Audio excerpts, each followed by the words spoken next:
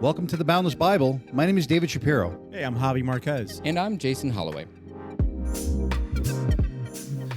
So lately we've been talking about hidden heroes, and this hidden hero that we're going to go over today is really remarkable because it only is in one verse. There seems to be very little about this one hero, but I truly believe he belongs among the hidden heroes episodes we've been doing. And this is the boy with the fish and loaves. So I'm excited to jump in, and this is John 6:9. That's it. Non-Jut 6:9 through something, just John 6:9, and that's it. He comes on, and he's got some fish and loaves, and he's gone. But let's jump in and figure out why this is such a hidden hero. I want to know. I was going to say I'm excited to see where you're going with this because this one challenged me for being all of 14 words. So Right. lot to get through here. Excited to see where you take it.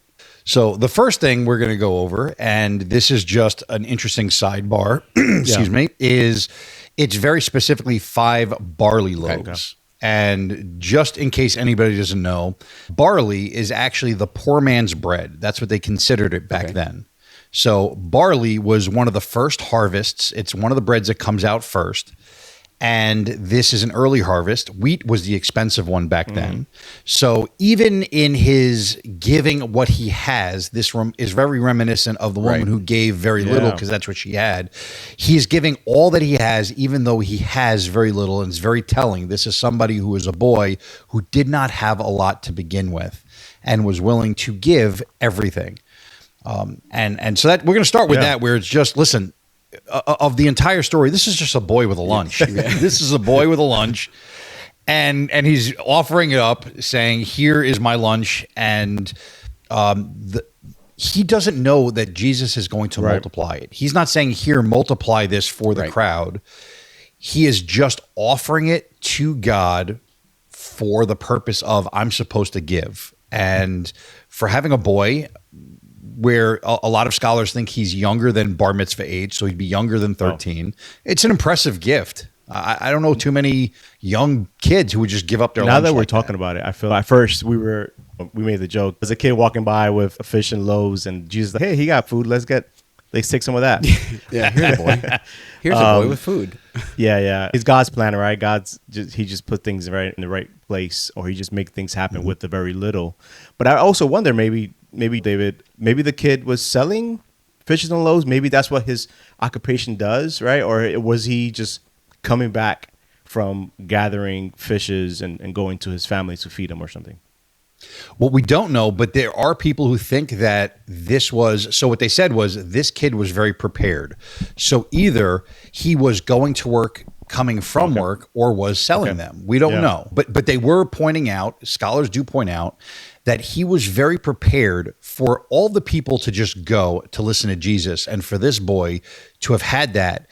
They think that, yes, maybe he was on the way somewhere or was at work, where they did work very young, and this was his lunch. This is what he brought because he was very prepared for something, not just for listening to Jesus, because the rest of the crowd would have been in. The other thing that's really cool, and this is just, we've talked about this before, where sometimes the miracle or the thing is not for you. I love the fact that they talk about what this food is feeding, and it feeds 5,000 men, not to mention, so the women and children aren't even counted. His food is not even counted towards him in the story. Is that said?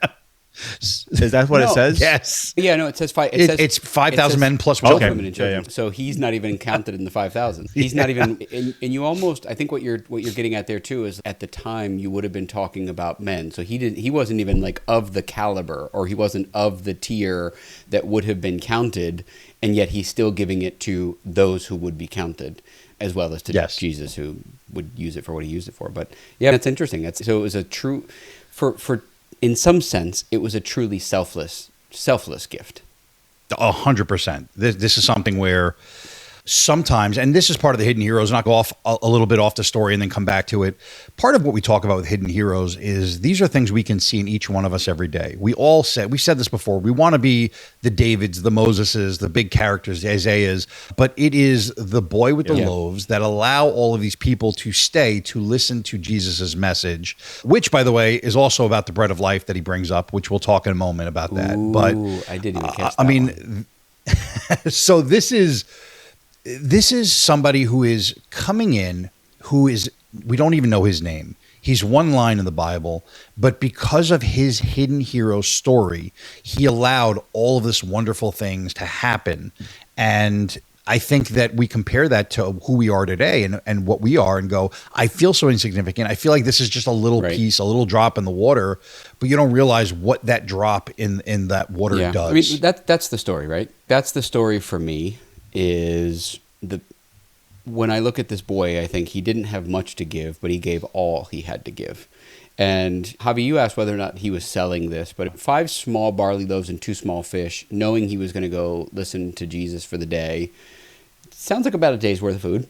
It sounds like his lunch and dinner. It sounds like his daily food. So it sounds like he's giving, at least if I had to glean what I think he's doing here. And so he gave the little he had, and he gave the little he had come with, and he did it not knowing what was going to happen. He didn't give it because he thought that it was going to, there's no way he could have thought that it was going to feed everyone. He just said, this is what I have, this is what I'm giving, and he did. And then Jesus used it. And that to me is this story when I hear it. And to your point, there's not everything that we have to give is large. Not everything that we have to give seems impactful, but God doesn't need it to be impactful. He needs the heart of obedience. He needs the heart of wanting to give to others. He needs the intention to give of oneself towards others. Later he'll say that the 2 greatest commandments are to love God above all others and to love others more than yourself. And that's what this boy is doing. First of all, he's giving it to Jesus, which is giving it to God first, and then it's giving to others. So it's literally like a foreshadowing to that later event of what it means to love God above all others and then others above yourself. To piggyback off of that, it's just we have to be obedient with what we have. And you think about the little you have, or maybe the strength that you have is not enough. That's where God wants it. That's why he doesn't want we always talk about give God the glory, and that's where God gets the glory. When you don't have enough, but you provide it to God and go, here you go, God, you asked me to do this, I'm going to trust in you. And he blesses that, and he gets the glory in that. And you also feel great to be a part of that. And sometimes you have to go through it to actually experience it and know that that's what he wants for us. And it's that in a lot of things in our life, relationships, right? Situations that we need to go, hey, I'm going to let go and let God, and he's going to bless it. And I have to trust in that. So it's everything. It's like obedience. It's like trusting God, right? And really believing, and also belief and faith that he will multiply. Yeah. Listen, Jesus rarely does a miracle without somebody giving something up. They are offering something that they have, and then Jesus can do the miracle. It's something that we are making an offering, and he is taking that. And what's really cool is when you look at the Bible, God uses what people had. They use Moses' staff. He used David's sling. He is now using the boys' loaves and fish. God is using what you bring, not saying, hey, this isn't enough, go and get me more, or get me something different, or hey, this is only barley. God is like, hey, this is great, I can use this. And again, to me, in modern day, God's going to use what I have and what I have to offer just the way it is amazing for me to feel like a contribution. Right. I mean, that's the statement at the end, because I think a lot of times we just don't feel like what we have to give is enough. I think there's been this in the series we've been doing at church lately. It's like you can't help everyone, but you can help someone. That's good. And it's the same thing. Like I think that we're so busy trying to make a big impact that we don't realize that a little impact can have a big ripple. And this is what that story is. This is the boy. And I love that it's a boy too. I think there's this heart of a child, right? There's this innocence that has to happen. There's this I don't know, youthful trust that all is going to be right and well with the world that we get jaded on when we get a bit older. And I love that it's that. I love that we have to return to that a bit. We have to have that trust in our Father that He's going to provide, even though we don't know how. You don't have to. Right. Your kids don't have to understand how the bills get paid to know they get paid. And just like that, we don't need to understand how God's going to pay our bills, but we know He is, and we need to trust that, and we need to live our lives in that way. And that's what this boy's doing. And there's this innocence factor. There's this trust factor. There's this obedience factor. There's this giving everything you have factor. And for about 19 words, it's pretty impactful. Yes, it is. And let's go even deeper. And now we're going to go into some Jewish theology. In 2 Kings 4:42-44, Elisha feeds 100 people with 20 loaves. So this is also, and this is a crowd that would have known that. So now they're seeing a much larger miracle. Again, 5,000 plus the women and children. You're talking at least 8,000 to 10,000 people, maybe more, with much less. So this is also a call to the Jewish people that, hey, Jesus is greater than even Elisha. And so being there and knowing that, they would have known, hey, this is reminiscent of something from their scriptures, the Old Testament, we know it as. At that time, they just knew it was the scriptures. So that's the first piece. Second piece is, but it is a fact, there are 5 loaves, which they equate to the 5 books of Moses. There are 2 fishes, which they equate to the prophets and the law. And then there are 12 baskets, which they equate to the 12 tribes of Israel. Wow. So even in the numbers, and again, I'm not a numerology guy, but there is a correlation between the numbers of what's going on and the Old Testament. Again, they would have known as their scriptures. So just keep in the back of the mind that even as Jesus is doing this, He's doing it very specifically. Yeah. I'm going to have to pause while I pick my jaw up off the floor. Yeah, really. Man. Never thought about we haven't talked so long about some of the deeper kind of hidden meanings in the text and the numerology. Not the numerology, but there's a lot of number significance in the Jewish faith that the 7s are perfection and obviously the 5 books of the Torah but we haven't talked about it in a while, and I think that just totally flew over my head. But you're right. He gave. Hold on. So let's unpack this for a second. Go back. So there's a little Jewish boy who is handing something. He's making a transition. Right? He's handing it over. He is handing it over to Jesus, and Jesus is taking the things that the Jewish people already knew, and he is feeding them with more. And one of the things we've talked about over the years on this podcast, that's a weird thing to say, over the years, but true, on this podcast are that there was the law, and the law was there to help people follow God more, correctly, but it came to light, and obviously we realized that it wasn't ever going to be enough, and we needed Jesus in order to put the heart back in. So the Pharisees, so people didn't become Pharisees and become legalistic and doing what they needed to do, not with the heart of God, but with the need to go to heaven, essentially. And so here you have the Jewish child handing over all of those things to Jesus, and Jesus literally transforms them, which is what Jesus did with the Torah. It's what he did to the prophets. It's what he did to using the 12, as you said. Mind blown. Hold on. That's crazy. Wow. I'm going to go even further because as you're talking, I'm canceling this episode right now. You've said too much. My brain is broken. Wow. Just kidding. Go ahead. That's big. That's crazy. I was going to say before you jump ahead, and I think obviously is amazing, these numbers, and I think it holds true. I think God is just, that's the way he works. I have a little bit of a stretch too that I heard reading the story. And when you think about it, before that in John 5 going into 6, he talks about Moses and how Moses, if you think about it, the relation there with Jesus, what's going on with Jesus is he's going across the Galilee to this mountainside to pretty much probably be alone, be in the wilderness. And then he does miracles. He is doing other miracles in this thing. So let's put that in context. He is doing other miracles. He's healing people. And then he gets to this mountainside, and then people are following him, and they probably want to get healed. They're following this great miracle guy, right? not to bring him down, but just in simple terms.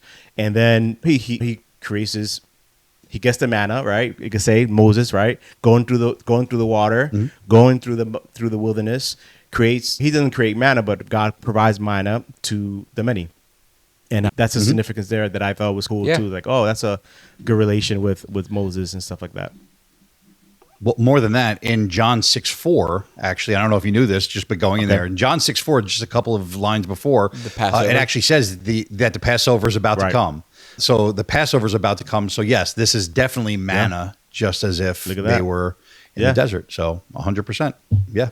So that's pretty cool. A lot in there.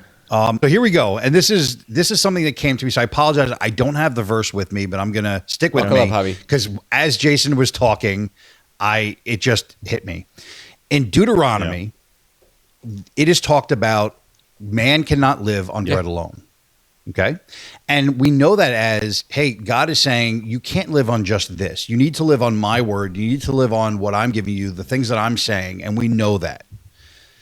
But here, Jesus, after feeding them the bread, after multiplying the bread, says that I am the bread of life. Okay? So here's my thought. Okay. What that line of man cannot live on bread alone, what if literally God was saying right there, these are my words that I'm giving you. Remember, these are a new people. These people they were in bondage for 400 years. They're coming out to learning the law. What if God is saying, not that you can't live on bread alone, meaning your own life and you have to live on my word, but you can't live on even my word alone because you need Jesus, who is the true bread of life. Okay. So you can't live on just my word because sometimes people, again, use the Bible as an idol themselves, and they go to the Bible and they take it out of context. And he's going, don't live on even that alone. And then Jesus coming saying, I am the bread of life. I am what is more than bread to sustain forever. And I'm saying even that, I think that people in the audience who knew the Torah would have heard that and said, man, God said you cannot live on bread alone. And now Jesus is saying, I am the bread of life. I'm the one that you can sustain with.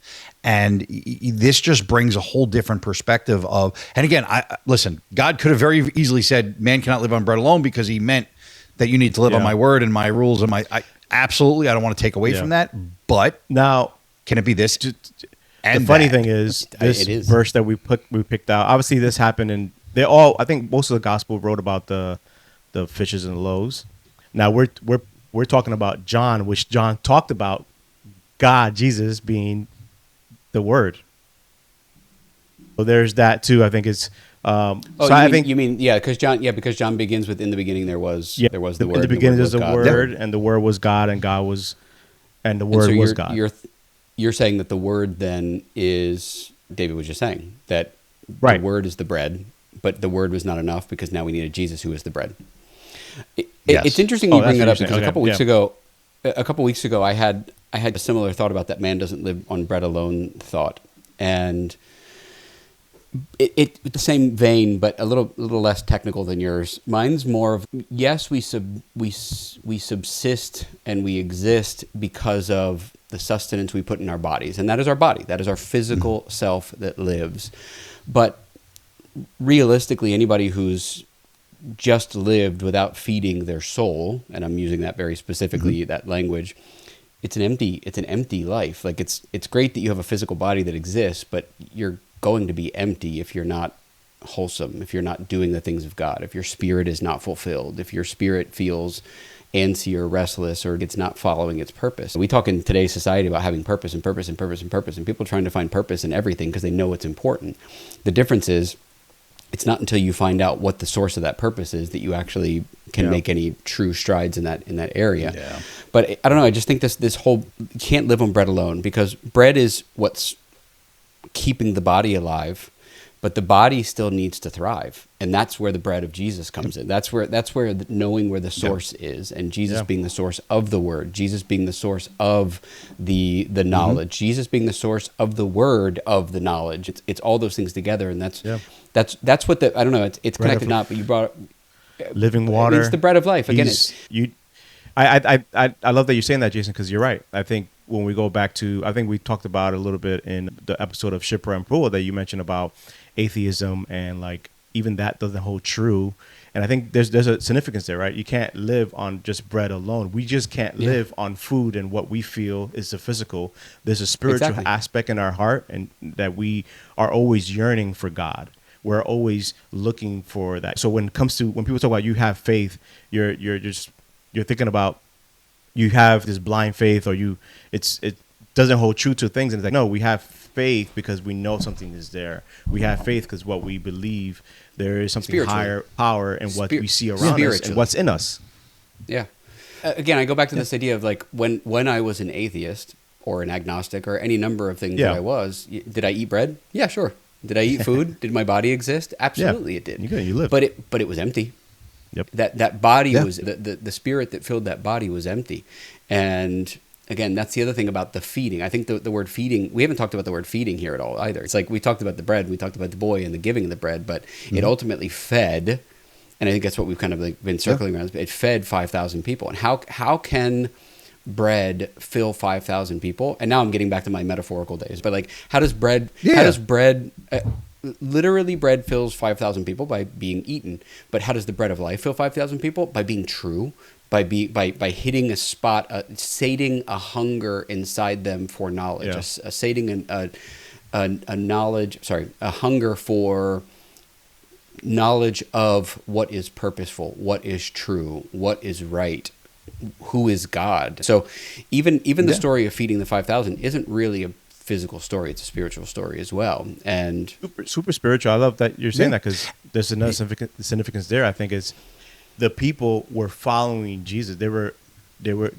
trusting him. It's almost like we see all the miracles that's happened. You mentioned before, David, there's an aspect that they had to give up something within themselves, right? They had to show faith before maybe God maybe even bless them in some kind of way or show that miracle. And I think for them is like they're following God. I trust this guy. I want to know more about him. Like with because your faith is what heals you. Is your faith, I'm going to provide food for you kind of thing. So maybe it's a stretch, but I think we see that there with them coming around, gathering, going, you have something to give, sir, and I believe in you. I trust you. I want to hear your every word. I'm hanging on it. He goes, well, before I tell you this, let me feed you. Yeah.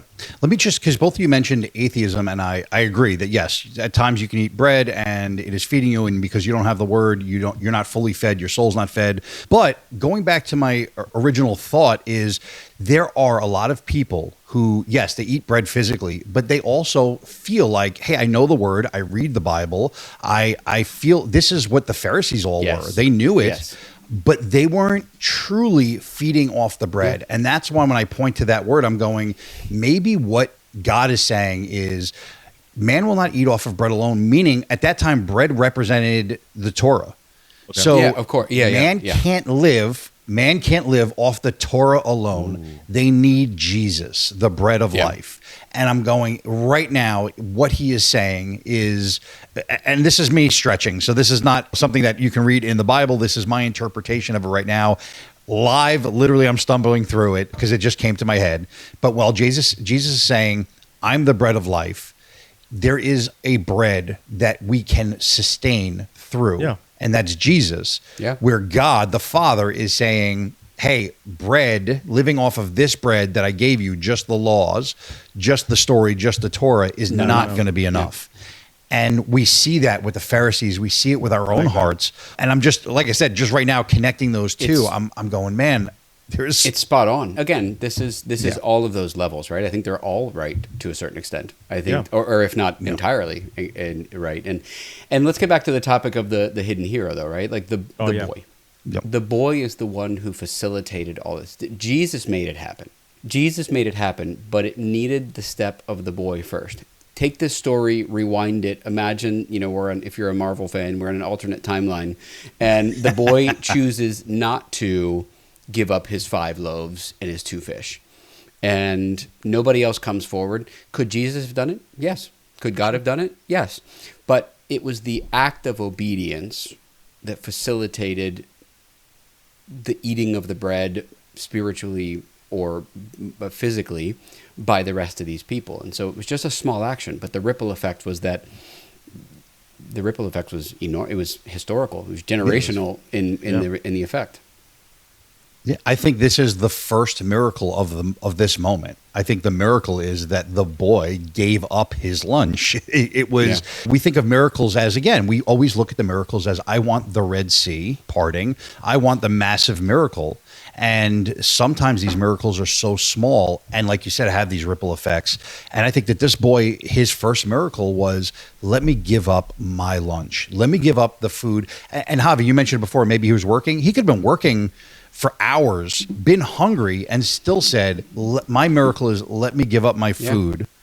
And not knowing what's going to happen to it. And this is the hidden heroes.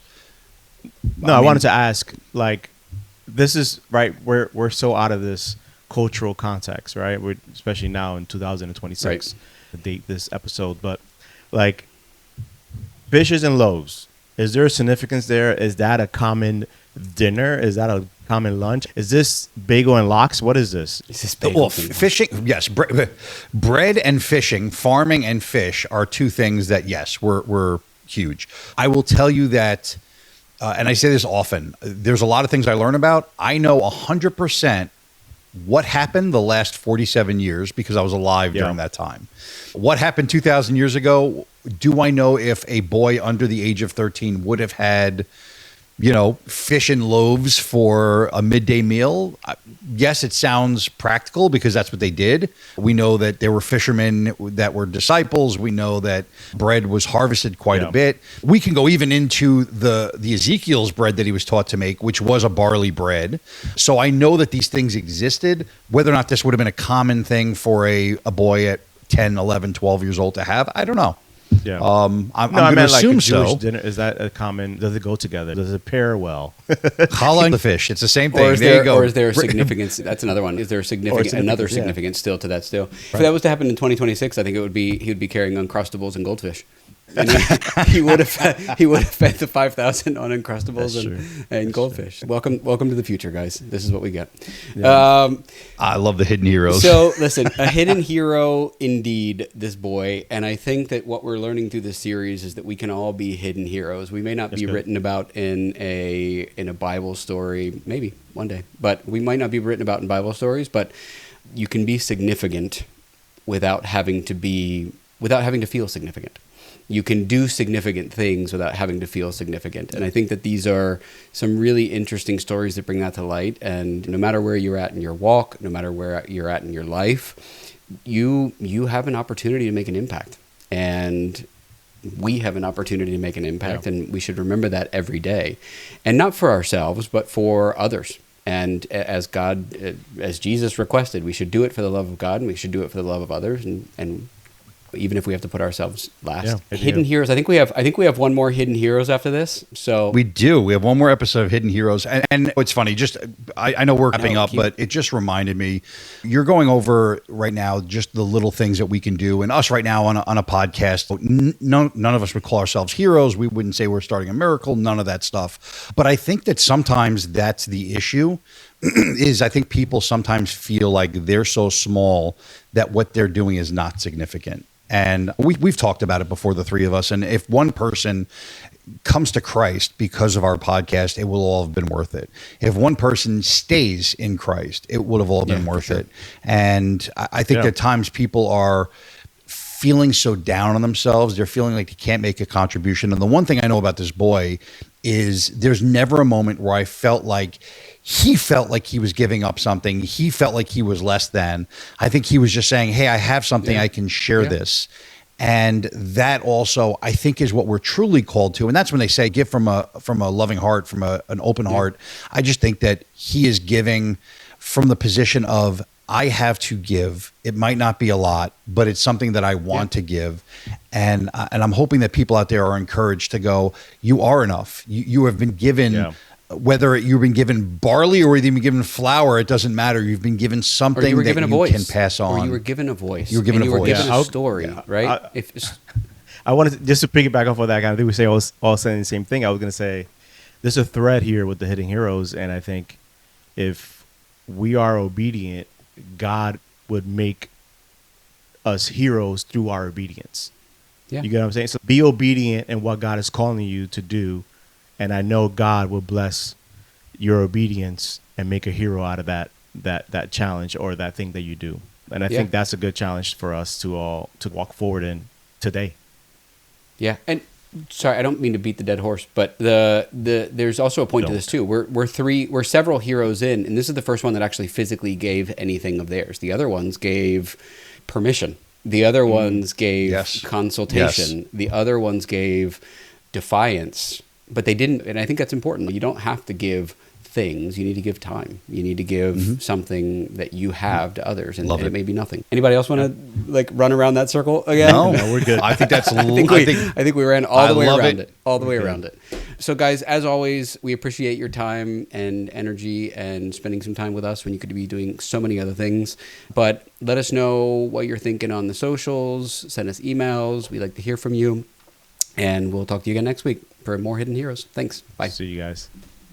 Bye.